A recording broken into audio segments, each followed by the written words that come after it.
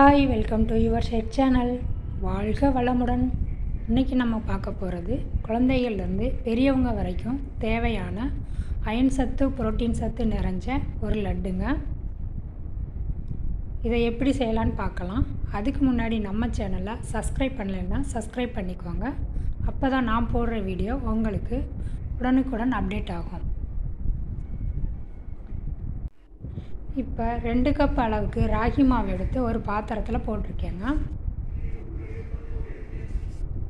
கூடவே கொஞ்சம் உப்பு சேர்த்துக்கலாம். இதில் கொஞ்சம் கொஞ்சமாக தண்ணி விட்டு பிசைஞ்சிக்கிடுவோம். ரொம்ப தண்ணி சேர்த்துட வேணாங்க. ஓரளவுக்கு அடை தட்டுற அளவுக்கு பிசைஞ்சிக்கிடுவோம்.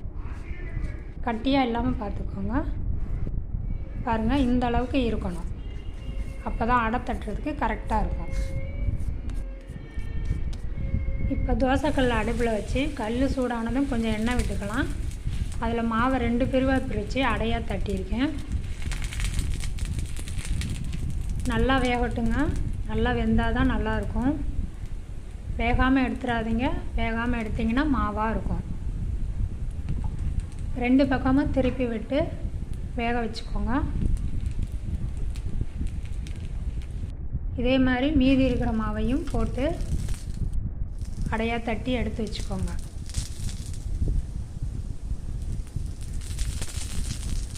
நான் 2 அடையும் தட்டி எடுத்து வச்சுக்கிட்டேங்க. அதை ஒரு பிளேட்டில் மாற்றி ஆறட்டுங்க. அது கொஞ்சம் ஆறுனதுக்கப்புறம் பிச்சு போட்டுருவோங்க, சின்ன சின்ன பீஸாக. இதை மிக்ஸி ஜாரில் போட்டு புட்டாக அரைச்சி எடுத்துக்கிறணுங்க. அதனால் நல்லா ஆறட்டும். இது இருக்கட்டுங்க. இப்போ 1 கப்பு வேர்க்கடலையை மிக்ஸி ஜாரில் சேர்த்துக்கிறோம்.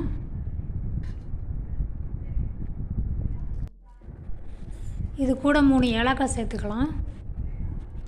ஒரு 10 முந்திரி சேர்த்துக்கலாம். உங்கள்கிட்ட என்ன நட்ஸ் இருந்தாலும் சேர்த்துக்கோங்க. பாதாம் இருந்தால் பாதாம் கூட சேர்த்துக்கோங்க.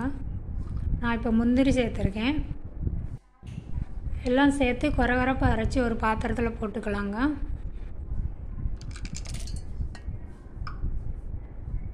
ஒரு 1/2 கப்பு எள் எடுத்துக்கலாம். வெள்ளெள்ளு, கருப்பெள்ளு எதுனாலும் சேர்த்துக்கலாம். நான் 2மே சேர்த்துருக்கேன். அதையும் கொஞ்சம் தனித்தனியாக அரைச்சி எடுத்துக்கோங்க. வேர்க்கடலை தனியாக, எள் தனியாக அரைச்சி எடுத்துக்கோங்க. கொரகொரப்பாக தான் இருக்கணும்.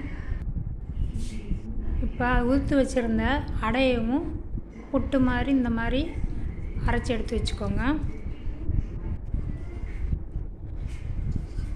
நம்ம அளந்த மெஷர்மெண்ட் கப்பில் 3/4 கப் அளவு நாட்டு சர்க்கரை எடுத்திருக்கேன். அதையும் மிக்சியில் சேர்த்து அரைச்சி எடுத்துக்கிடுவோம். அதையும் ஏற்கனவே அரைச்சி பொடி பண்ணி வச்சுருந்ததோடு சேர்த்துக்கலாம். நல்லா எல்லாம் மிக்ஸ் ஆகிற மாதிரி நல்லா பிசைஞ்சு விட்டுக்கலாம்.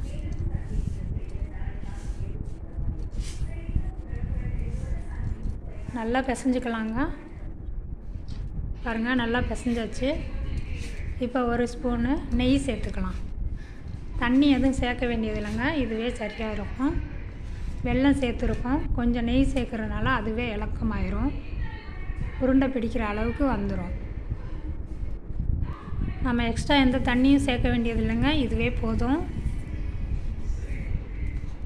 இதை செஞ்சு குழந்தைங்களுக்கு ஸ்நாக்ஸாக கொடுத்துக்கலாம். டெய்லி ஒன்று கொடுத்துக்கலாம். நல்லா அயன் சத்து, புரோட்டீன் சத்து நமக்கு நல்லா கிடைக்குங்க. ஹெச்பி லெவலை கூட்டுங்க. ரத்தத்தில் ஹீமோகுளோபின் அளவை நல்லாவே கூட்டி தரும். சத்து நிறைஞ்ச நம்ம லட்டு ரெடி.